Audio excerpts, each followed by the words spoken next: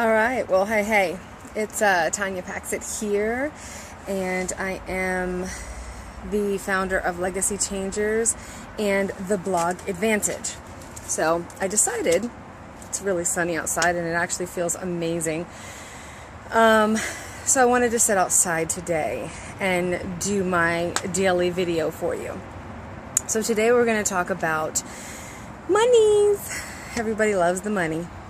But, what I found that is so funny is that, so many people want to start something, and they think that once they start it, let's just say, a business, or they get a job, or they do whatever, and they say, you know what, this is going to be the end all. It's going to solve all my problems. I'm going to do this, and I'm going to then be successful. And, it's something that we have ended up getting the mentality of over the years that, as we get older from, youth to adulthood.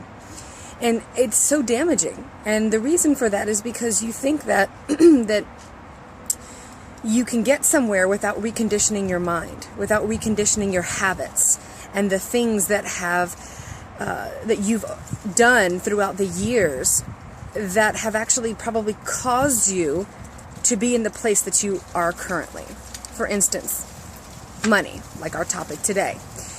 If you don't know how to manage money now, what makes you think that you're going to be able to manage money when you're a multimillionaire, or, because you did a business venture and you made all this money, or you get a job, or whatever, okay?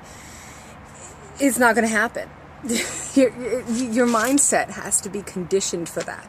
Do you see what I'm saying? So reading books and educating yourself and tutorials and all that type of stuff is really what will make or break your prosperity. It really is.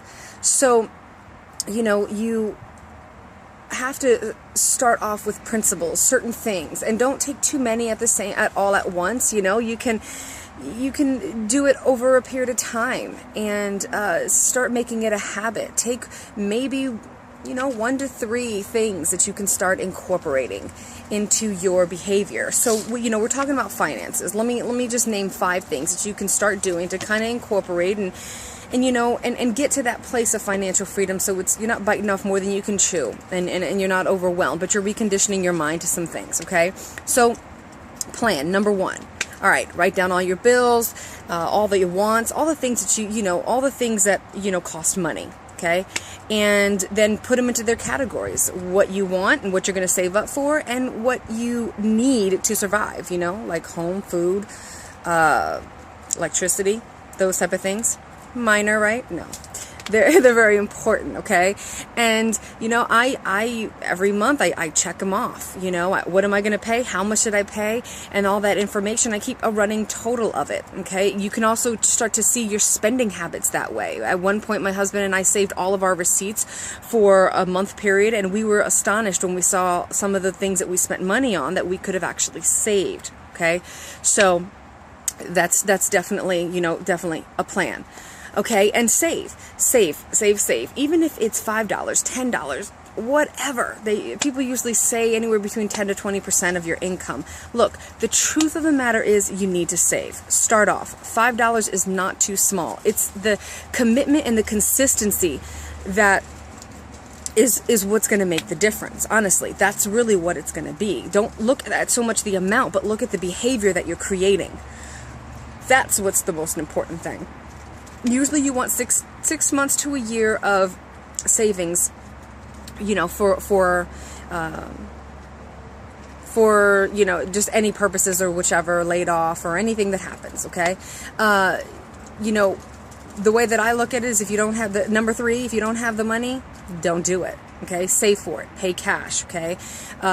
Number 4, no credit cards. I have 1 credit card. It's a limit of like $300, and that's just for emergency purposes of, minor things.